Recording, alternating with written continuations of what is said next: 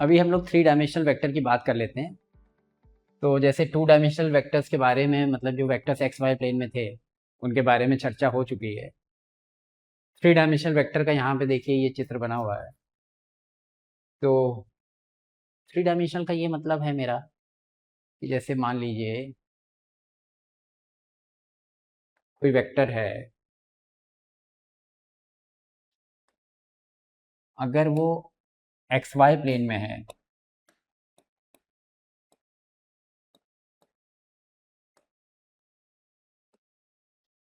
Imagine करिए x Y plane में कोई वेक्टर है ये, तो इसका एक्स कंपोनेंट कुछ होगा, वाई कंपोनेंट कुछ होगा और जेड एक्सिस ये जा रही है, जेड कंपोनेंट 0 होगा। जेड कंपोनेंट 0 इसलिए होगा क्योंकि वेक्टर का ओरिएंटेशन ऐसे है, वेक्टर एक्स वाई प्लेन में है। जेड कंपोनेंट उसका तब होता जब ये वेक्टर कुछ ऐसे होता, मतलब अगर वो कुछ हवा में होता तो उसका जेड कंपोनेंट होता। अभी तक हमने जो बात करी है वो 2 डायमेंशनल वेक्टर्स की बात करी है, 3 डायमेंशन की तो हमने बात ही नहीं करी है, मतलब इधर जेड डायरेक्शन में कोई कंपोनेंट नहीं है हमारा वेक्टर्स का। आज हम जो बात करने जा रहे हैं वो 3 डायमेंशनल वेक्टर की बात करने जा रहे हैं। देखिए ये इस तरह का होगा। अगर हम देखें यहाँ पे ये हमने ये एक क्यूबॉइड बनाया हुआ है और क्यूबॉइड का मतलब ये क्यूबॉइड है, तो ये वाला जो डायगोनल है, this is the body diagonal, मतलब ये क्यूबॉइड के अंदर से जा रहा है, क्यूबॉइड की बॉडी के अंदर से जा रहा है डायगोनल।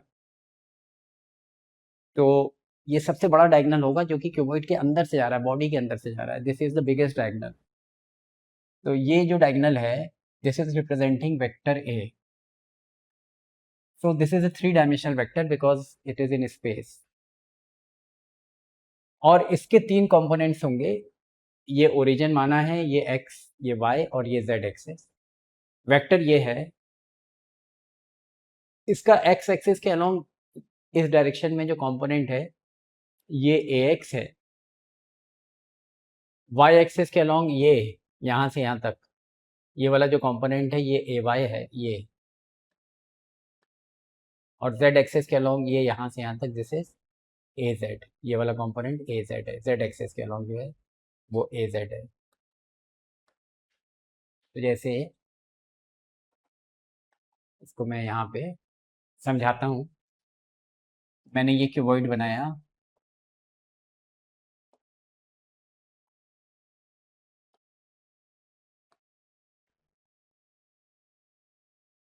ये क्यूबॉइड हो गया, ये ओरिजिन है, ये एक्स एक्सिस और ये जो एक्सिस जा रही है ये जेड एक्सिस है। वेक्टर हमारा ये है, let us call it a vector. इसका एक्स एक्सिस के अलोंग कंपोनेंट मतलब ये लंबाई, this is a x. Y axis के अलोंग कंपोनेंट मतलब ये हाइट, ये ए वाई है। और जेड एक्सिस के अलोंग कंपोनेंट मतलब ये लेंथ, यहाँ से यहाँ तक की ये लेंथ, ये ए जेड है। अगर ये ए जेड होगा तो सामने वाली मतलब ये साइड ये भी ए जेड होगी, क्योंकि ये जो नीचे बन रहा है ये एक स्क्वायर बन रहा है एक्चुअली। यहाँ पे आपको ऐसा दिख रहा है डायग्राम में, लेकिन this is A square. Cuboid का जो एक फेस होगा, स्क्वायर नहीं बल्कि रेक्टेंगल कहते हैं, क्योंकि स्क्वायर तो तब होता है जब ये क्यूब होता है। ये एक रेक्टेंगल है, और क्योंकि क्यूबॉइड का जो एक फेस होगा वो एक रेक्टेंगल होगा, तो ये एक रेक्टेंगल है, मतलब ये एंगल 90 डिग्री है। ये ए एक्स है, ये ए जेड है, और ये जो लंबाई होगी यहाँ से यहाँ तक की ये 90 डिग्री होगा, और यहाँ से यहाँ तक की लंबाई मान लीजिए एक्स है। तो इस ट्राइंगल में अगर मैं पाइथागोरस लगाता हूँ तो मैं कह सकता हूँ that x square equal to a x square plus A Z square. हमें मान लीजिए ये लंबाई निकालनी है, मतलब इस वेक्टर का मैग्नीट्यूड निकालना है। इस वेक्टर के 3 कंपोनेंट्स हैं, ये ए एक्स, ये ए वाई, ये ए जेड। मतलब इन जनरल हम उसको 3 कंपोनेंट्स में रिजॉल्व कर सकते हैं। हमें ये हाइट निकालनी है। अब मैंने कहा कि अगर ये ए वाई होगा यहाँ से यहाँ तक, हमें ये लंबाई निकालनी है। अगर ये ए वाई होगा यहाँ से यहाँ तक, तो ये लंबाई ये भी ए वाई होगी। और ये वाला एंगल जो होगा, विजुलाइज करिए, ये वाला एंगल भी 90 डिग्री होगा, क्योंकि ये डायगनल है और ये स्ट्रेट ऊपर जा रही है साइड, वर्टिकली अप। तो इस ट्राइंगल में अगर मैं पाइथागोरस लगाता हूँ, मेरा इंटेंशन है ये लंबाई निकालना। तो इस ट्राइंगल में ये 90 डिग्री है, अगर मैं पाइथागोरस थ्योरम लगाता हूँ तो A square will be equal to X square plus A Y square. तो मैं लिख सकता हूँ A square equal to X square plus A Y square. X square जो होगा, एक्स स्क्वायर की वैल्यू कितनी है, A x square plus A Z square. तो इसकी जगह लिख सकते हैं A x square plus A Z square plus ये ए वाई स्क्वायर बचा। तो यहाँ से आ गया A square equal to, sequentially लिख देते हैं इसको, A x square plus A Y square plus A Z square. तो यहाँ से ए आ गया, A is equal to square root of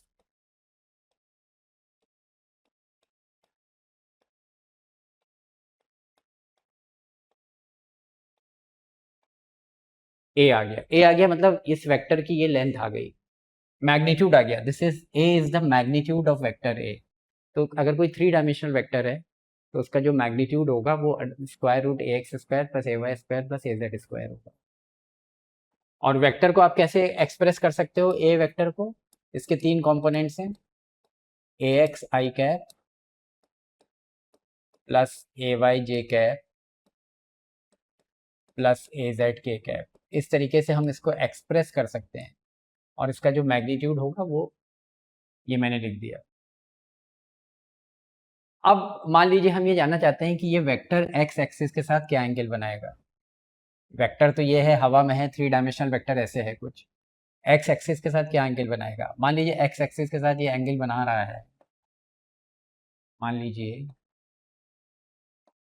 x axis के साथ ये वेक्टर एंगल बना रहा है अल्फा। वेक्टर वाई एक्सिस के साथ एंगल बना रहा है बीटा।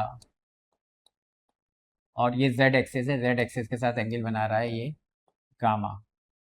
मान लीजिए हमें पता करना है कि ये एक्स एक्सिस के साथ क्या एंगल बना रहा है। तो उसके लिए हमने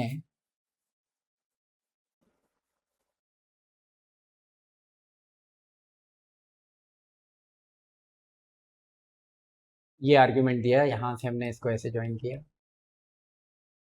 और इस ट्राइंगल में हमने ये कहा, ये जो ट्राइंगल बन रहा है, इस ट्राइंगल में हमने कहा कि जो कॉस अल्फा होगा,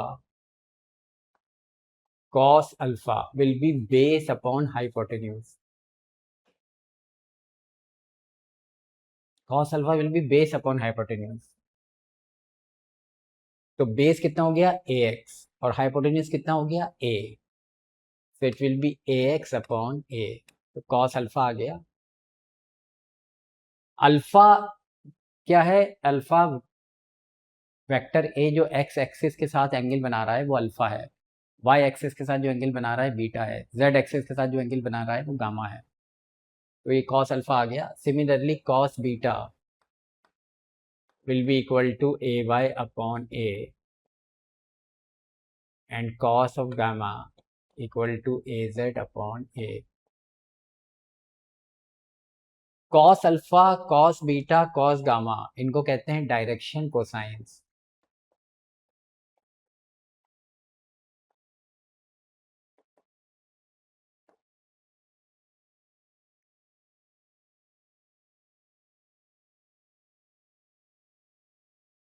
और अगर मैं तीनों को स्क्वायर करके ऐड कर दूं तो ये आ जाएगा cos square alpha plus cos square beta plus cos square gamma equal to, square करके ऐड कर दो, ए एक्स अपॉन ए का whole square plus A y upon a का whole square plus A z upon a का whole square.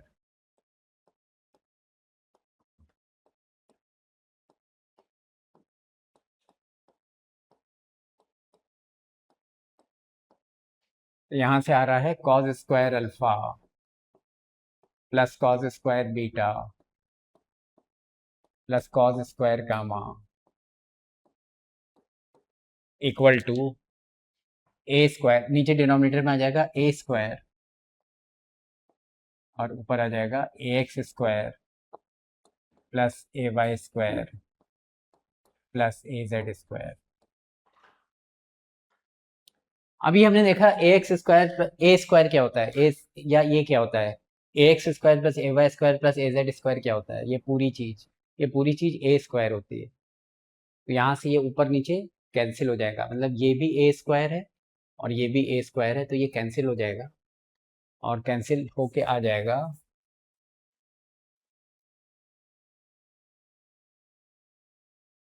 Cos square alpha plus cos square beta plus cos square gamma equal to 1। और cos square, sorry this is cos square alpha,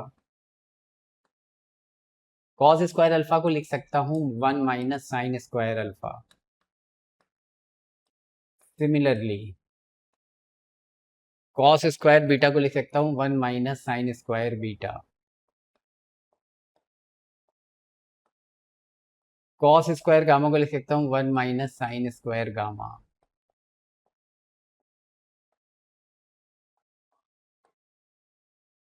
तो यहाँ से देखिए ये 1 cancel हो जाएगा left right और फिर आ जाएगा sine square alpha plus sine square beta, इसको उधर ट्रांसफर करते हैं, प्लस साइन स्क्वायर गामा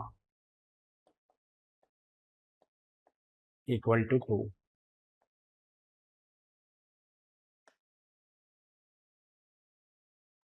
ये बात होगी थ्री डायमेंशनल वेक्टर्स की, कि मतलब थ्री डायमेंशनल वेक्टर का मैग्नीट्यूड क्या होता है। अभी हमने देखा कि कोई थ्री डायमेंशनल वेक्टर है, उसके तीनों कंपोनेंट्स हैं, तो उसका जो मैग्नीट्यूड होता है A, that is equal to under root A x square plus A Y square plus A Z square. और एक्स एक्सिस के साथ वो अल्फा एंगल बना रहा है, वाई एक्सिस के साथ बीटा और जेड एक्सिस के साथ gamma. Cos alpha cos beta cos gamma को डायरेक्शन कोसाइंस कहते हैं। ये सारी बातें डिस्कस हो गई, ये हो चुका है। अब इस कॉन्सेप्ट पे हम लोग क्वेश्चंस कर सकते हैं। तो भी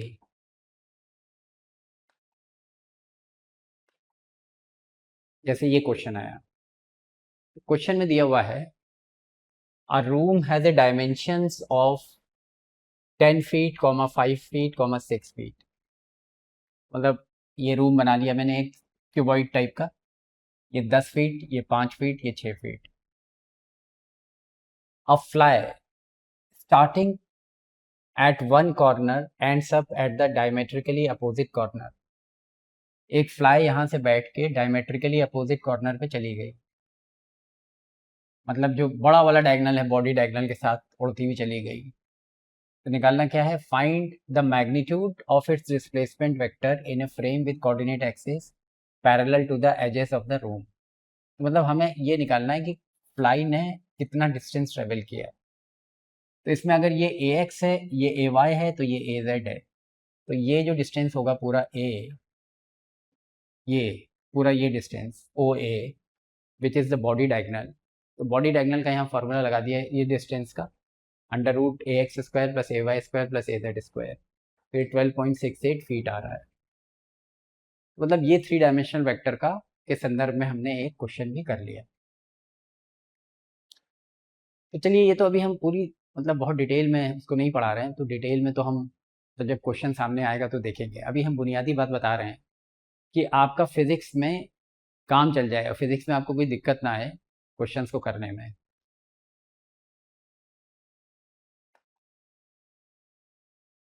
ये ऐसे एक क्वेश्चन है, एक प्रैक्टिस प्रॉब्लम है।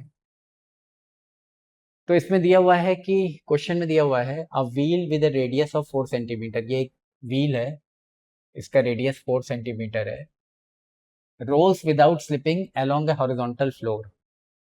तो ये हॉरिजॉन्टल फ्लोर पे चल रहा है, रोलिंग कर रहा है, प्योर रोलिंग, स्लिप नहीं कर रहा है, as shown in the figure, figure बनी हुई है।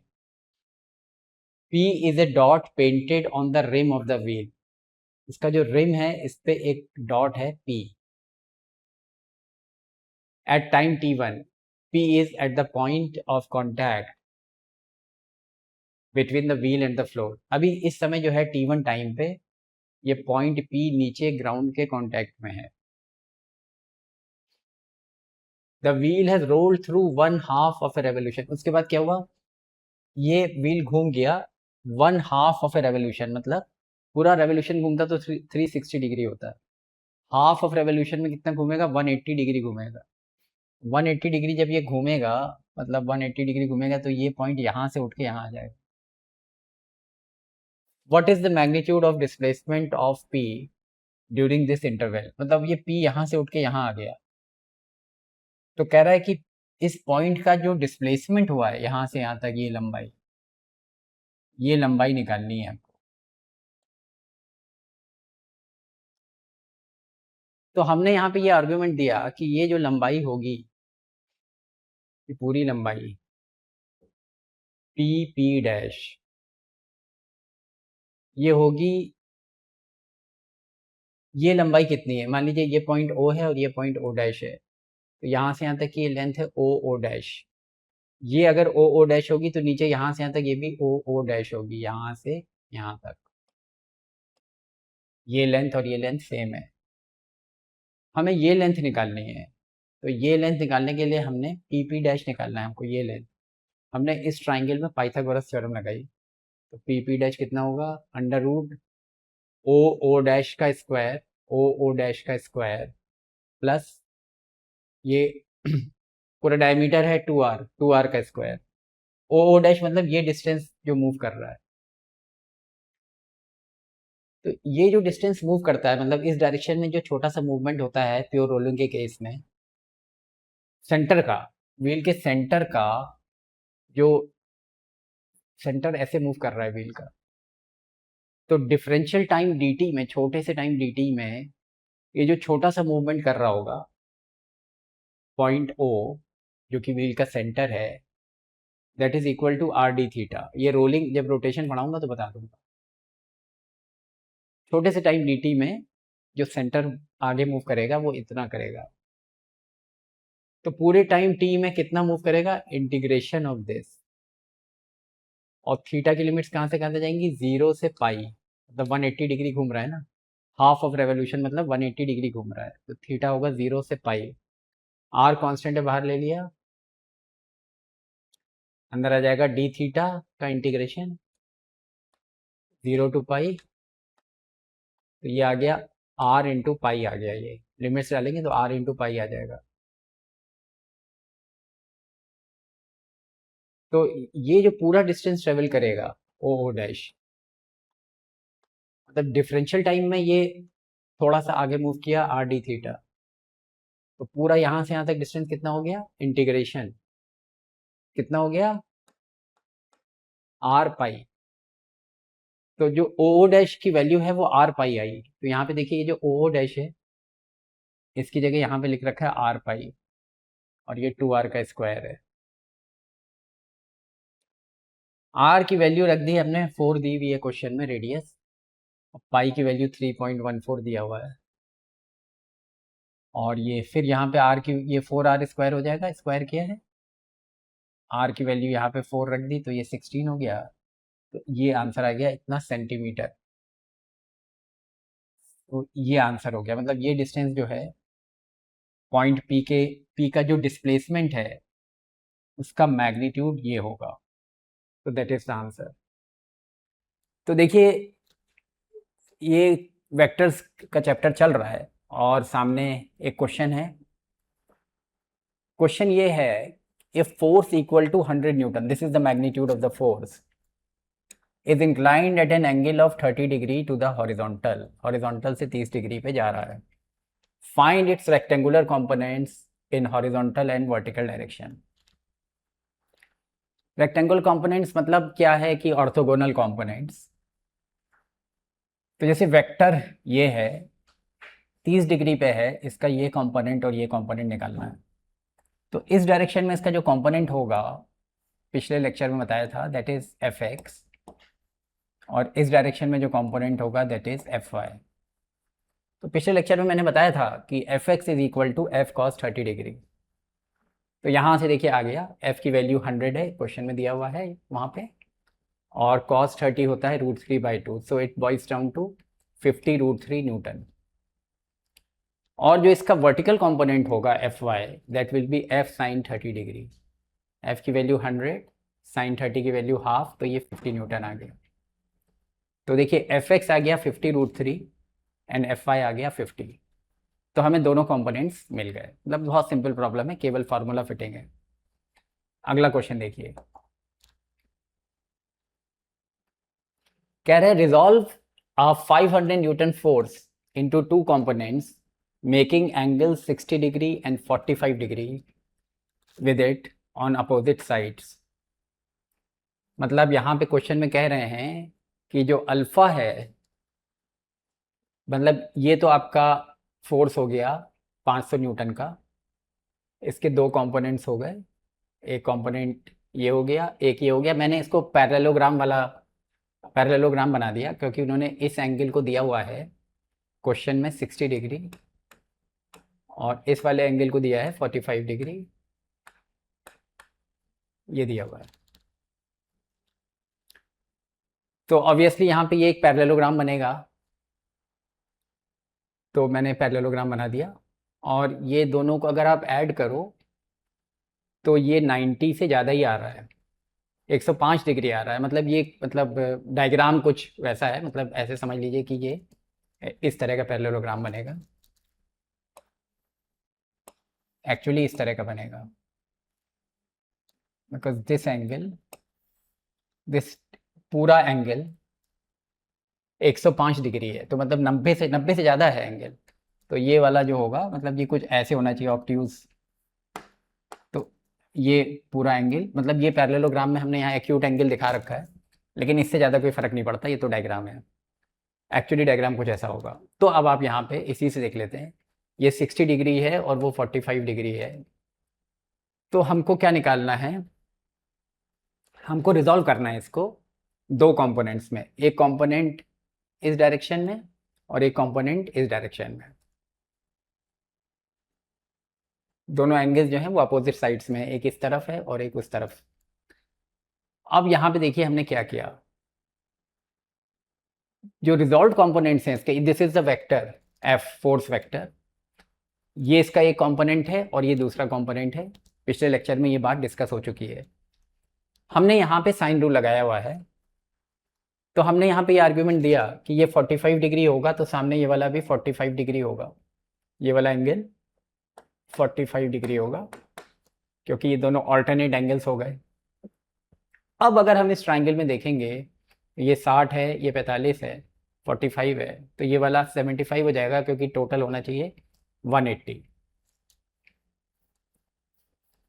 तो ये ऑब्वियसली गामा जो है वो 75 हो जाएगा।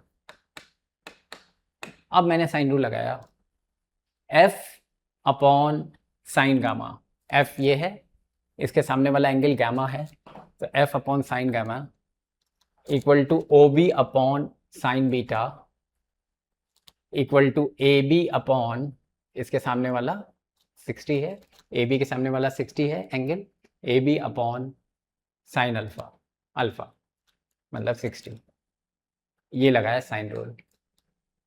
तो यहाँ से आप देख सकते हो कि ओ बी आ गया, इसको क्रॉस मल्टीप्लाई करो, कितना आया, F sine beta upon sine gamma, और यहाँ से इसको अप्लाई करो तो ए बी आ गया F sine alpha upon sine gamma.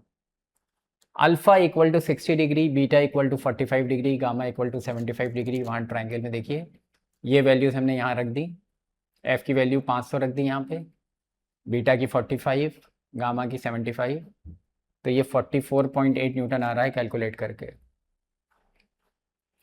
एक कंपोनेंट ओ बी आ गया। अब दूसरा कंपोनेंट क्या है? दूसरा कंपोनेंट है ये वाला O B A, another component is A B. तो ए बी निकालने के लिए यहाँ पे हम वैल्यूज डालेंगे। एफ की वैल्यू 100, एफ की वैल्यू 500, अल्फा की वैल्यू यहाँ पे दी हुई है 60 डिग्री, गामा की वैल्यू 75 डिग्री। तो यहाँ से ए बी आ जाएगा।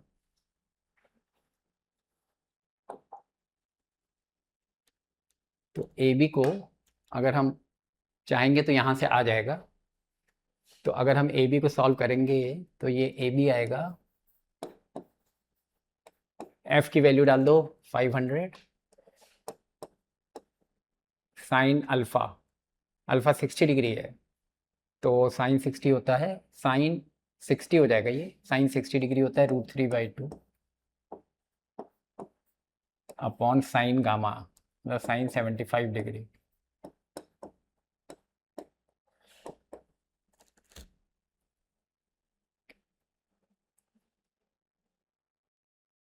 तो यहाँ से अगर हम मतलब यहाँ पे साइन 75 की वैल्यू डालेंगे तो हमें ये ए बी भी मिल जाएगा। तो ये प्रॉब्लम संपन्न हुई, कंपोनेंट्स निकालने थे। अगला क्वेश्चन ये है, a vector F makes equal angles with X Y and Z axis. मतलब this is a 3 dimensional vector, it is making angles, equal angles with x, y and z axis. Then find the magnitude of its component along any axis in terms of magnitude of f vector. तो कह रहा है कि अगर मतलब this is A 3 dimensional vector, ये तीनों axis से, पिछले लेक्चर में मैंने 3 डायमेंशनल वेक्टर्स डिस्कस कर लिया था बहुत अच्छे से। तो ये जो वेक्टर है वो तीनों एक्सिस से बराबर एंगल्स बना रहा है। तो इसका हमको क्या निकालना है? Then find the magnitude of its component. तो इसका एक कंपोनेंट निकालना है फोर्स के टर्म्स में, फोर्स वेक्टर के मैग्नीट्यूड के टर्म्स में, इसके मैग्नीट्यूड के टर्म्स में एक कंपोनेंट निकालना है। ऑब्वियसली सिमेट्री है तो तीनों कंपोनेंट्स बराबर होंगे। तो हमने यहाँ पे देखिए सोल्यूशन देखिए, अल्फा, ये जो फोर्स है एक्स एक्सिस के साथ एंगल बना रहा है अल्फा, वाई एक्सिस के साथ एंगल बना रहा है बीटा, और जेड एक्सिस के साथ एंगल बना रहा है गामा। और क्वेश्चन में दिया है alpha equal to beta equal to gamma, और यहाँ लिखा है कि अल्फा बीटा गामा क्या है। और पिछली बार ये मैंने डायरेक्शन कोसाइंस का एक रूल बताया था, cos square alpha plus cos square beta plus cos square gamma equal to 1। अब यहाँ पे अल्फा बीटा गामा तीनों बराबर हैं। अब तीनों बराबर होंगे तो ये हो जाएगा 3 टाइम्स, तीनों को बराबर कर दो, इसको भी अल्फा कर दो, इसको भी अल्फा कर दो, तो ये 3 times cos square alpha equal to 1 हो जाएगा। तो कॉस अल्फा इक्वल टू 1/√3 आ जाएगा। और ये भी हमने कल बताया था कि जो कॉस अल्फा होगा, पिछले लेक्चर में बताया था कि cos alpha will be equal to ax upon mod of the vector. ax की जगह यहाँ पे fx हो जाएगा क्योंकि बात हो रही है फोर्स की। तो यहाँ से हमको fx मिल जाएगा। fx क्या है? फोर्स वेक्टर का x एक्सिस के अलोंग कंपोनेंट है, मतलब it is one of the components. तो ये मिल गया हमको यहाँ से क्रॉस मल्टीप्लाई करके। कॉस अल्फा की वैल्यू यहाँ से हमने डाल दी 1/√3, so we got this answer. This is the answer. Now let us see the next problem. इसमें उन्होंने 3 वेक्टर्स दे रखे हैं और क्वेश्चन में कह रहा है ये 3 वेक्टर देखिए, एक ये है, एक ये है, एक ये है। एंगल्स दिए हुए हैं, वो वर्टिकल है। Find the magnitude and direction of the resultant of the following 3 vectors. मतलब ये 3 वेक्टर्स दिए हुए हैं, इनका जो रिजल्टेंट है तीनों का, उस रिजल्टेंट का मैग्नीट्यूड निकालना है और डायरेक्शन निकालना है। तो जो 3 वेक्टर्स का जो रिजल्टेंट होगा, let's call it R vector, that will be equal to O A vector plus O B vector plus O C vector. तीनों का रिजल्टेंट ये होगा। ओ ए वेक्टर क्या होगा, इस वेक्टर को, मतलब मैंने ये एक्सिस सिस्टम माना, ये एक्स और ये वाई, इस वेक्टर का इस डायरेक्शन में जो कंपोनेंट आएगा वो आएगा 1 cos 30 डिग्री, और ये वाला जो कंपोनेंट आएगा that will B 1 sin 30 degree. इस वेक्टर का इस डायरेक्शन में जो कंपोनेंट आएगा that will B 2 cos 60 degree, और इस डायरेक्शन में जो कंपोनेंट आएगा ये वाला that will B 2 sin 60 degree.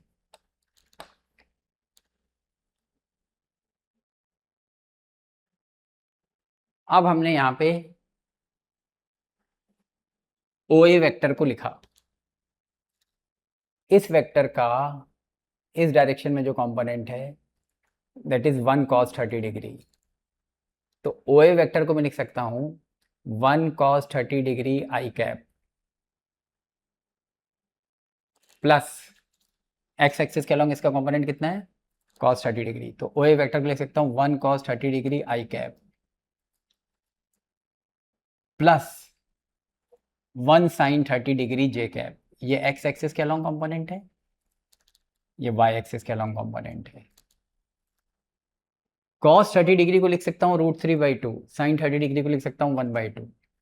यहाँ से कैलकुलेट करके कुछ ओ ए वेक्टर ऐसे आ रहा है। सिमिलरली आर वेक्टर को मैं लिख सकता हूँ, ये देखिए, ये सेकंड वेक्टर को, ओ बी वेक्टर को, ये है ओ बी वेक्टर। तो ओ बी वेक्टर का ये वाला जो कंपोनेंट है देखिए, ये एक्स एक्सिस के अपोजिट जा रहा है, तो इसको मैं लिखूंगा -2 cos 60 degree I cap plus 2 sin 120 degree J cap. मतलब इन्होंने एक्चुअली इसमें ये वाला एंगल ले लिया, ये 120 होगा, तो दूसरे कंपोनेंट को उन्होंने ऐसे लिख लिया 2 sin 120 डिग्री, बट इसको आप 2 sin 60 डिग्री भी लिख सकते हो, कोई फर्क नहीं पड़ेगा, सेम वैल्यू आएगी। तो यहाँ पे sin 120 है, और sin 120 जो होता है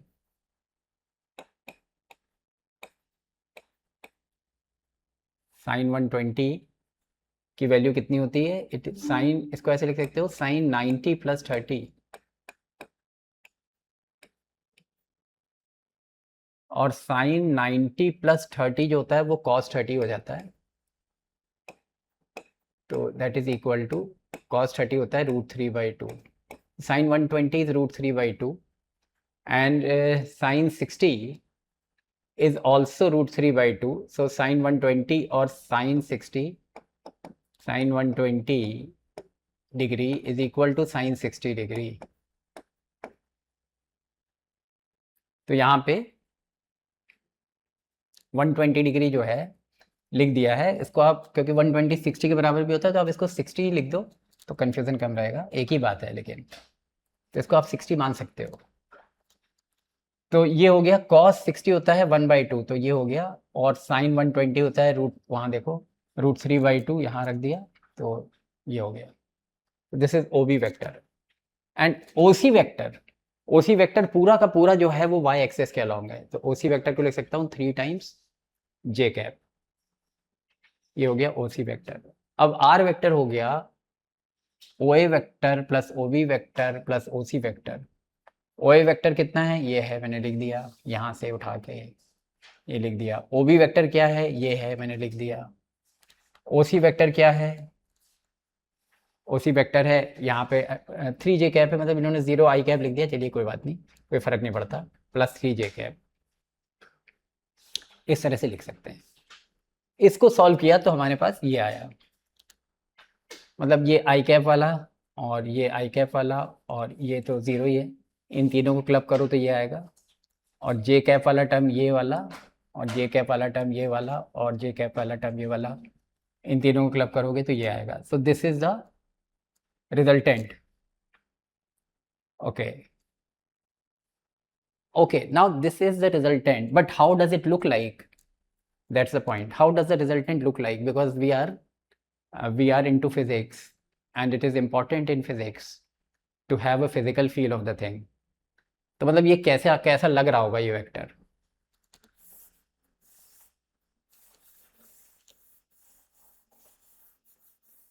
ये वेक्टर कैसा लग रहा होगा? मतलब अगर आप इसको फील करना चाहो कि आर वेक्टर जो होगा वो कैसा दिख रहा होगा, तो आप इसको ऐसे देख सकते हो।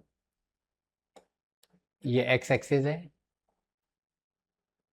और ये वाई एक्सिस है।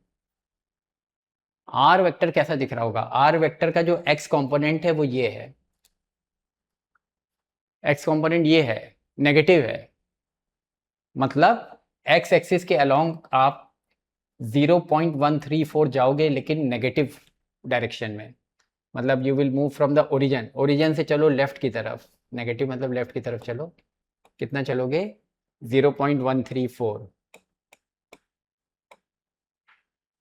और जो जे के साथ लिखा है 5.23 लिखा है, तो जे के साथ आप जो लिखा है 5.23 लिखा है, तो मतलब आप पहले यहाँ से यहाँ पहुँचे और उसके बाद वाई एक्सिस के पैरेलल चलोगे। कितना? 5.23। तो आप यहाँ से चल के वहाँ तक पहुँचे, तो आपका जो डिस्प्लेसमेंट हुआ वो ये हुआ। तो ये है आपका R vector. So R vector will actually look like this, ऐसा दिखेगा। और जो ये एंगल होगा थीटा, वो ये वाला एंगल होगा। मतलब एंगल कैसे इंटरप्रेट करते हैं कि आप अपने पेन को एक्स एक्सिस पे रख दो। देखिए ये एक्स एक्सिस है, मैंने पेन को एक्स एक्सिस पे रख दिया और फिर मैं एंटी क्लॉकवाइज घूम रहा हूँ। एंटी क्लॉकवाइज घूमता चला गया, घूमता चला गया। जैसे ही आर वेक्टर पे पहुंचा मैं रुक गया। तो दिस एंगल एंटी क्लॉकवाइज वाला ये थीटा है। टैन थीटा जो होगा, टैन ये मतलब यहाँ पे अल्फा लिखा है, आप इसको थीटा भी लिख सकते हो और अल्फा कुछ भी लिख सकते हो। मतलब ये तो एंगल का नाम है, हमने अल्फा ही लिख दिया। ये सिंबल अल्फा का है।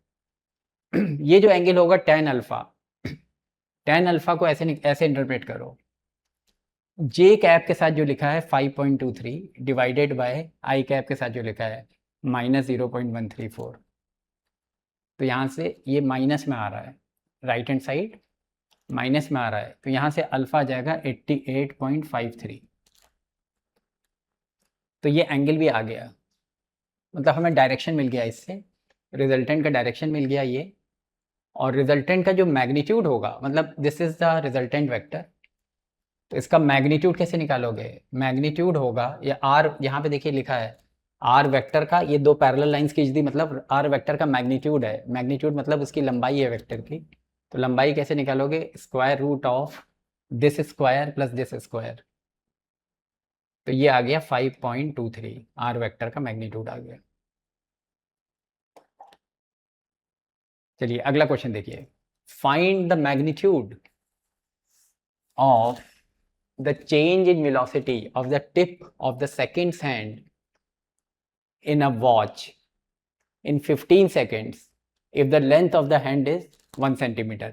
ये घड़ी की सुई है, घूम रही है, और ये जो रेडियस है सर्किल पे घूम रही है इसकी टिप, और रेडियस है वो है 1 सेंटीमीटर। तो क्या कह रहा है? Find the magnitude of the change in velocity of the tip of the seconds hand in A watch in 15 seconds, 15 second में। मतलब अभी जो है सेकेंड हैंड्स जो है, सेकेंड वाली जो सुई है वो यहाँ पे है, और 15 सेकेंड के बाद वो यहाँ पहुँच जाएगी, ऐसे हो जाएगी। तो हमको क्या निकालना है?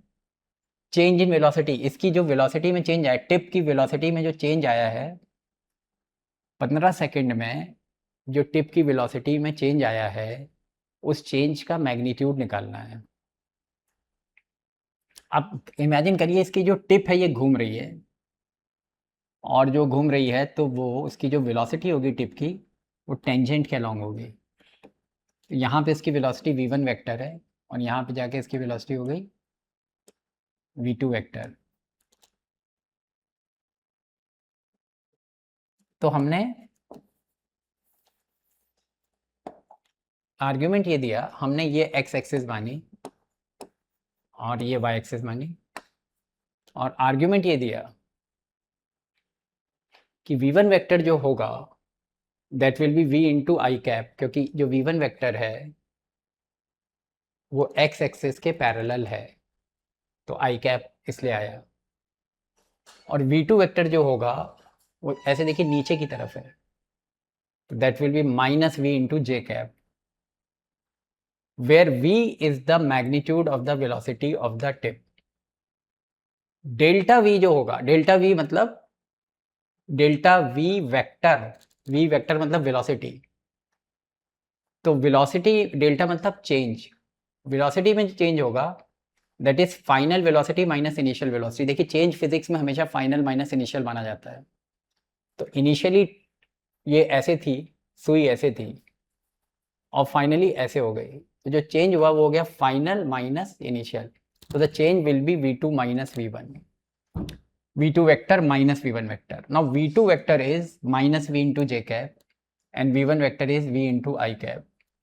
So delta v vector will be how much? Delta v vector will be, this is the vector expression of delta v vector. तो इसके ये दो कंपोनेंट्स हैं, तो इसका जो मैग्नीट्यूड होगा, ये तो वेक्टर है ना, इसका जो मॉड होगा, डेल्टा वी वेक्टर का जो मॉड होगा it will be under root x component का स्क्वायर प्लस वाई कॉम्पोनेंट का स्क्वायर, कितना होगा minus of v square plus वो भी माइनस वी है,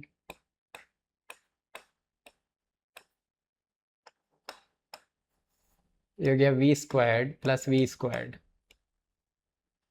this is 2 times v square और ये रूट लगाया तो ये आ गया वी रूट 2, तो वी रूट 2 आया। अब व्हाट इज v?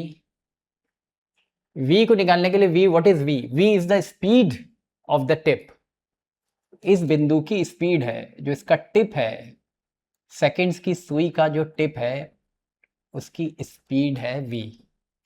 तो v स्पीड क्या होता है? Distance upon time. तो पूरी परिक्रमा करने में, पूरा रेवोल्यूशन करने में कितना डिस्टेंस चलेगा? सरकमफ्रेंस चलेगा, डिस्टेंस हो जाएगा 2 पाई r divided by time. Second की सुई जब पूरा घूम जाती है तो कितना टाइम लगता है? 60 सेकंड्स लगता है, तो डिवाइडेड बाय 60। r कितना है? 1 सेंटीमीटर। यहाँ वैल्यू डाल दी, हमने वैल्यू डाल दी, तो हमें ये मिल गया, हमने यहाँ वैल्यू डाल दी, ये जो वैल्यू आई, ये जो वैल्यू आई उसको मैंने यहाँ रख दिया, तो ये आया 2 पाई r बाय 60 रूट 2, यहाँ से ये आ गया, दिस इज द आंसर।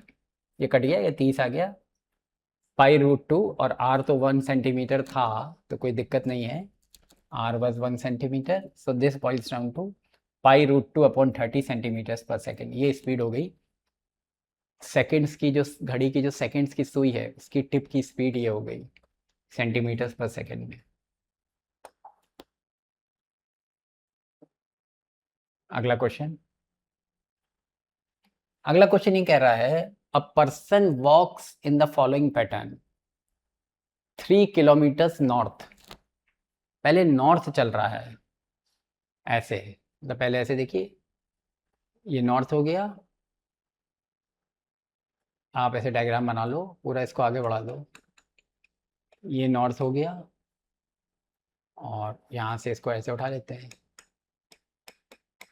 ये साउथ हो गया मान लीजिए, और वो हो गया ईस्ट, ये हो गया वेस्ट। तो पहले नॉर्थ की तरफ जा रहा है 3 किलोमीटर, और उसके बाद 2 किलोमीटर नॉर्थ ईस्ट, नॉर्थ ये ईस्ट, तो नॉर्थ ईस्ट ये होता है, नॉर्थ और east, this is north east. North east का मतलब ये एंगल 45, नॉर्थ ईस्ट जा रहा है 2 किलोमीटर गया, एंड फाइनली 5 किलोमीटर वेस्ट, उसके बाद वेस्ट की तरफ, वो वेस्ट है इधर, यहाँ पहुँचा था, फिर वेस्ट जा रहा है 5 किलोमीटर, तो वहाँ पहुँच गया। क्वेश्चन में कह रहा है यहाँ पहुँचा, यहाँ से चला, ऐसे गया, ऐसे गया, वहाँ पहुँचा, क्वेश्चन में कह रहा है how far and in what direction would a bird fly in a straight line to arrive at the same final position। तो कह रहा है अगर यहाँ से चिड़िया उड़ी होती तो कितना चली गई होती, चिड़िया कितना डिस्टेंस मूव कर चुकी होती, और चिड़िया किस दिशा में गई होती। तो मतलब हमको, चिड़िया तो सीधे उड़ जाएगी ना, तो उसके लिए डिस्प्लेसमेंट हो गया। तो हमको ये निकालना है ओसी वेक्टर। तो O C vector will be this vector plus this vector plus this vector, वहां लिख दिया। पहला वेक्टर जो है वो ओए वेक्टर है। ओए वेक्टर क्या होगा, 3 टाइम्स, मैंने ये एक्स एक्सिस मानी और ये वाई एक्सिस मानी। तो ओ ए वेक्टर क्या होगा, 3 टाइम्स, ये वाई एक्सिस के पैरेलल जा रहे हैं, जे कैप। फिर ये अब मेरा था 2, इसका इधर कंपोनेंट आएगा 2 cos 45, इधर आएगा 2 sin 45। तो इस वेक्टर को आप लिख सकते हो 2 cos 45 आई कैप प्लस 2 sin 45 जे कैप। और फिर ये इधर जा रहा है, एक्स एक्सिस के अपोजिट जा रहा है, तो ये हो जाएगा -5 जे कैप। अब इसको मैंने लिख दिया, इसको और इसको क्लब किया, जे कैप कॉमन लिया, तो आ गया 3 प्लस साइन 45 डिग्री होता है 1/√2, तो ये 2/√2 आ गया। और फिर इसको और इसको क्लब किया, तो ये आई कैप इन दोनों में कॉमन आ गया। cos 45 भी होता है 1/√2, तो ये हो गया 2/√2 -5। इसको सॉल्व किया तो ये आया, इसको सॉल्व किया तो ये आया। Now this is OC vector. Now what is the magnitude of this OC vector. तो मैग्नीट्यूड कैसे निकालते हैं, मैंने अभी बताया। मैग्नीट्यूड ओसी वेक्टर का कैसे निकालोगे, ये ओसी वेक्टर है, मैग्नीट्यूड क्या होगा, मतलब इस वेक्टर की लंबाई क्या होगी, it will be square root of this squared plus this squared. इसको कैलकुलेट किया तो 5.67 किलोमीटर आया, मतलब चिड़िया जो है 5.67 किलोमीटर उड़ जाएगी। और फिर हमने tan अल्फा निकाला, अभी मैंने अभी बताया था वहाँ पे, इससे पिछले क्वेश्चन में, कि जो वेक्टर का जो ओरिएंटेशन है स्पेस में, वो कैसे निकालोगे।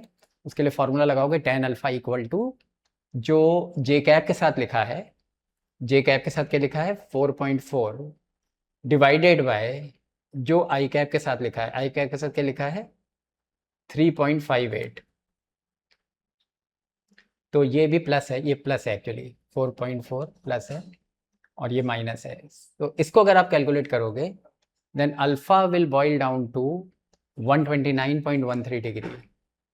So this is the angle that this resultant vector is making with the x-axis। मान लीजिए ये x-axis है, तो ये वाला एंगल अल्फा है। तो ये जो अल्फा हमको यहाँ से पता चल गया, इसका मतलब है हम जान गए कि चिड़िया किस दिशा में उड़ रही है। और फिर उसके बाद made by OC with the x-axis। तो हमें ये पता चल गया कि x-axis के साथ क्या एंगल बनाती हुई चिड़िया उड़ रही है। तो चलिए आज की सभा में यहीं समाप्त करता हूँ चिड़िया वाली प्रॉब्लम पे। And thank you very much for this wonderful interaction. I hope you liked the lecture. If you liked it, kindly subscribe to our channel, like, follow, and please be present in all the classes. Thank you very much for this wonderful interaction.